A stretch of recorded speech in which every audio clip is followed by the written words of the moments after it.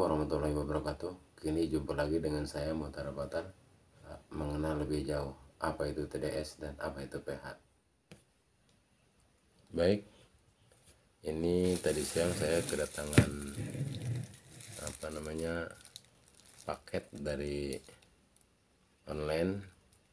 Sengaja saya pesan. Di sini isinya adalah TDS dan pH elektrik. Yang satu lagi adalah pH cair, dimana fungsinya pH cair ini sama seperti pH elektrik, cuman pH cair lebih detail menurut saya, karena pH cair itu seperti seperti obat merah diteteskan ke dalam air.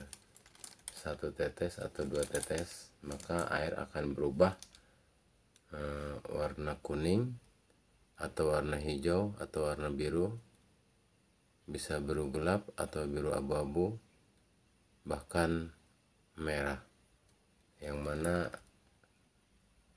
warna merah yang tidak layak konsumsi. Artinya kalau warna hijau, warna biru atau biru gelap, abu-abu coklat, kuning, oranye itu masih bisa layak konsumsi. Oke, teman-teman kita buka dulu satu persatu. Ini tadi udah saya robek. Di sini ada TDS namanya, dimana TDS ini kepanjangan dari Total Dissolved Solid. Dia punya ukuran yaitu ppm, part per million.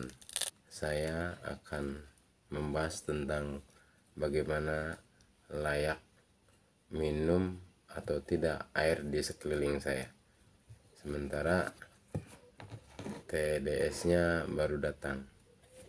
Ini seperti ini teman-teman. Oke, di sini ada alat kontrolnya. Ini adalah, matikan lagi, kita pasang lagi.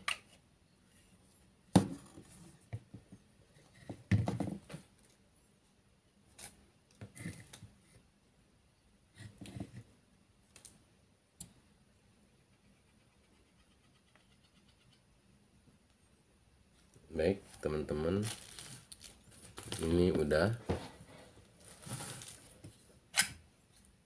ini alat kontrolnya. Nah, ini elektriknya. Kalau kita lihat di kamera mungkin kelihatan. Kita on kan. Nah, lihat nggak nih? Berarti ini normal, dalam keadaan kosong. Jika ini dicelupkan ke dalam air, oke, kita ambil gelas plastik. Nih, saya peragakan sementara masih belum ada airnya ya, dicelupkan biasanya sampai segini, dicelupkan ke dalam air begini. Dia monitornya akan berubah, monitor di sini akan berubah. Yang air yang layak konsumsi menurut WHO ppm nya adalah 0, 50, 100, 200, 300 sampai 400. Jika 500, maka air tersebut sudah tidak layak konsumsi. Ini TDS dan ini pH elektrik baru saya buka ya. Mari kita buka bareng-bareng. Bismillahirrahmanirrahim. Oke teman-teman, ini adalah pH buffer powder. Buffer powder ini ada 2, satu warna merah dan yang kedua adalah warna hijau. Copper powder ini untuk mengkalibrasi pH tersebut, karena ini belum dikalibrasi. Kalau TDS sudah dari pabriknya, nanti kita ini biasanya ini dicampur atau diaduk ke dalam air, kemudian dilarutkan, dan seterusnya di ujung si pH ini ada obengnya juga. Setelah larut biasanya dicelupkan atau dikalibrasikan itu. Oke teman-teman, ini ada obeng ini fungsinya untuk menyetel atau power of hidrogen. Berapa pH-nya gitu. Biasanya kalau yang layak minum menurut WHO yaitu pH-nya 8,5 sampai 6,5. Tapi ada yang mengatakan juga menurut pendapat yang lain 14 sampai 6,5. Ada juga yang mengatakan 10 sampai 6,5. Yang rasanya asam seperti air cuka, itu air cuka dia mempunyai pH 3,3 bahkan sampai 2,3. Jadi kalau kebasahan air itu dari 10 atau iya dari 10 sampai 7. Kalau ngitung dari bawah dari 7 sampai 10 atau sampai 14 gitu. Kalau yang asam itu dari 7 ataupun dari 6,5 sampai 0,2 atau 2,3 seperti air cuka gitu. Itu hitungnya min dari min 7 atau min 6, min 7, min 7, min 6, min 5, min 4, min 3, min 2. Nah itu udah pasti asam. Tapi kalau kita ngitungnya ke atas dari 6,5 terus 7, 8, 9, 10 itu air yang biasa kita konsumsi setiap hari. Oke teman-teman, itulah mengenali apa itu TDS dan apa itu pH. Saya ulangi lagi, yang satu TDS, yang satu pH. Apa itu TDS? Yaitu untuk mengukur ppm air ataupun jumlah zat padat yang terlarut dalam air yang tidak tampak oleh mata tetapi bisa dilihat oleh TDS ini dengan ukuran watt per million, atau di dalam air itu miligram per liter.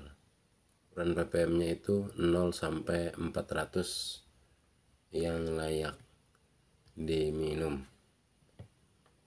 Yang ini adalah pH. Nanti kita matikan dulu.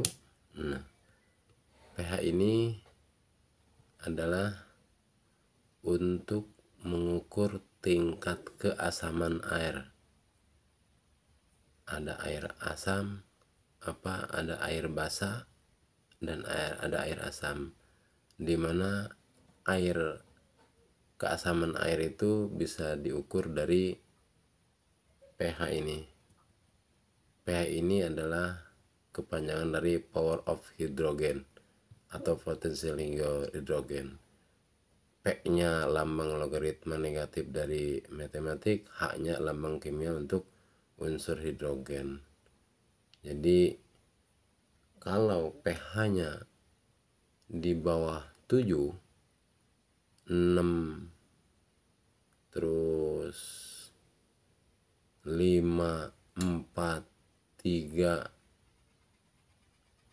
2, itu pasti rasa airnya sudah asam, benar-benar asam. Seperti air cuka itu 3,3 pH-nya. Dan yang biasa kita konsumsi pH-nya itu biasanya kalau menurut WHO adalah 8,5 sampai dengan 6,5.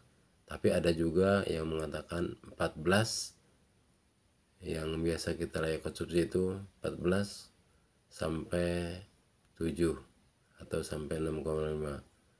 Ada juga yang mengatakan 10 sampai 0,65. Tapi kita ambil aja bahwa yang layak konsumsi adalah 8,5 sampai dengan 6,5. Oke, saudara-saudaraku, ini adalah pH, mungkin sudah jelas. Dan ini adalah TDS. Fungsi dari pH dan TDS adalah kedua-duanya untuk mengetes air secara elektrik.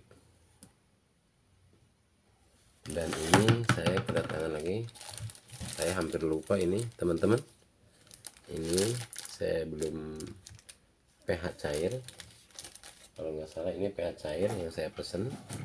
Nanti kita buka dulu,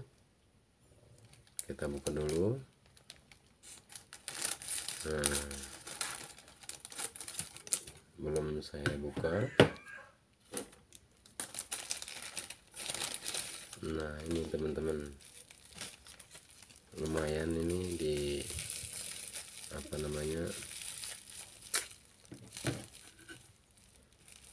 di online, tinggal pesen aja banyak. pH cair, pH elektrik. Nah teman-teman, ini oh teman-teman tuh, dia warnanya agak kekuning-kuningan. Oke, nanti kita tes ini pH cair. Cuman ini lebih jelas. Jadi cara kerjanya, pH cair itu jika ada airnya ditetes 2 tetes, maka air itu akan berubah. Itu akan berubah, apa dia warnanya coklat atau dia warnanya biru. Kalau umpamanya coklat, itu termasuk 4,0.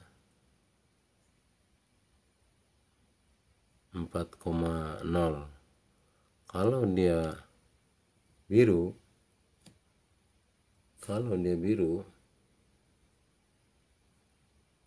biru bening itu 8,0 atau 9,0.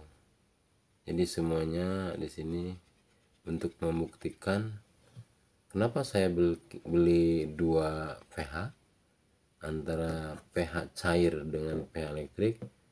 Nanti saya akan buktikan pH cair, umpamanya dia punya ukuran 6,0 atau 8,0.